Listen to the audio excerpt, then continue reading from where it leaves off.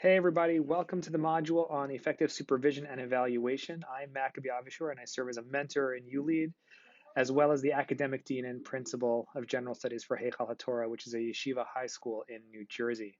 So a note about this video, the goal of the video is to give a very brief introduction to some shared language I'm hoping we'll use going forward.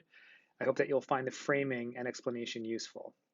In this module, we'll talk about the meaning of supervision for growth and how to implement it in a school while giving you a chance to practice it and get feedback on that practice.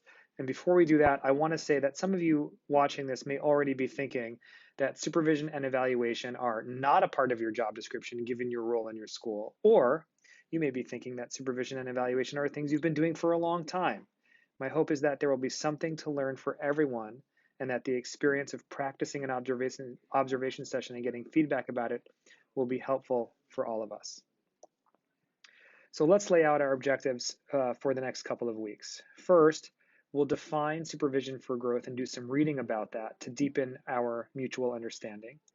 Then we'll look at some frameworks for classroom observation by some of the big names, Danielson, Marshall, JNTP, etc., that help make classroom observation more objective and fact-based as opposed to subjective and judgment-based. We're going to schedule and conduct a short observation and feedback conference. You'll video yourself doing the feedback conference so that you can evaluate it and get feedback about it as well. That might make some of you nervous, but we'll see how it goes. And then we'll reflect on and get feedback about your observation and your feedback.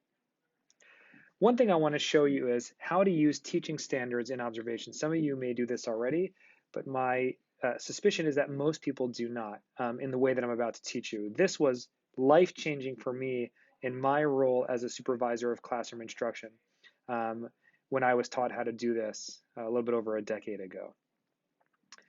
So here is a page from the JNTP standards, and I'll show you how I was trained to use it, and I hope you do the same thing too.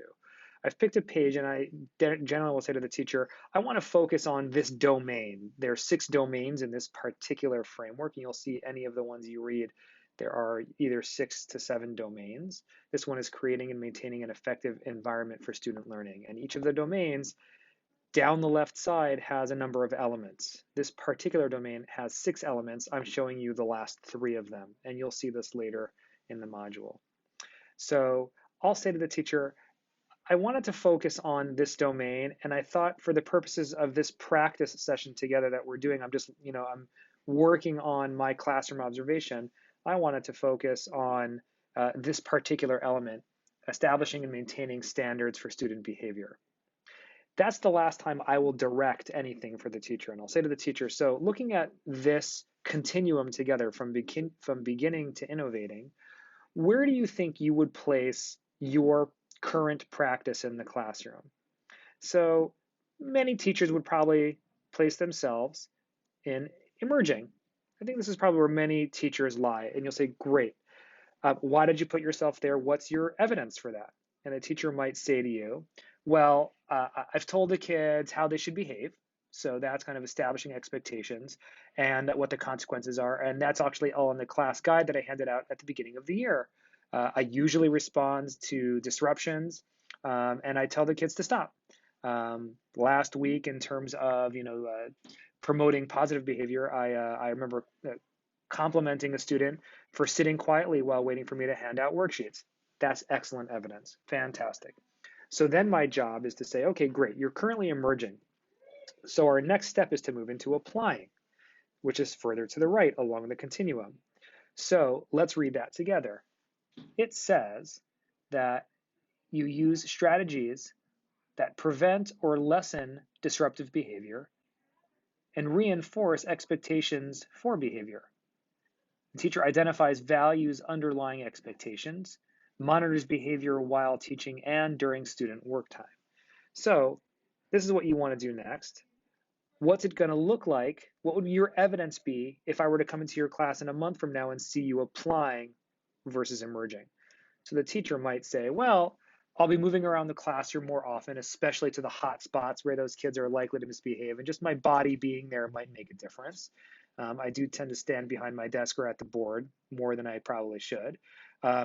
you know what, so I'm gonna also greet kids when they walk in to my classroom and remind them of what to expect for the day. For example, I might say, quickly have a seat and get out your worksheet from yesterday. That way I don't have to waste 5 minutes at the beginning of class telling them to do what I just told them to as they walked in. And I'm going to be using some more PBIS strategies like reinforcing positive behaviors as they happen. It's so weird. I didn't think it would work with high school kids, but every time I compliment them on positive behavior, the other kids respond similarly. So I'm going to try some more of that. That's how I would use the teaching standards. You're going to ask the teacher to focus on a particular domain and maybe even an element. Ask them where they currently find themselves, what evidence they have for why they think that they're there. Then say, let's identify the next step in the continuum. Tell me what evidence will look like when you think you're there. I'm going to come into your class and I'm going to observe just the data for this particular domain and element. I'm going to look for evidence that you're emerging and for things you might want to try to show that you're applying. That's all I'm going to be looking for when I visit your class. Thanks so much for inviting me in, and thanks for doing this with me. I'll see you next Wednesday at 3 o'clock whenever you've arranged to see the teacher. There's more explicit instructions in the module.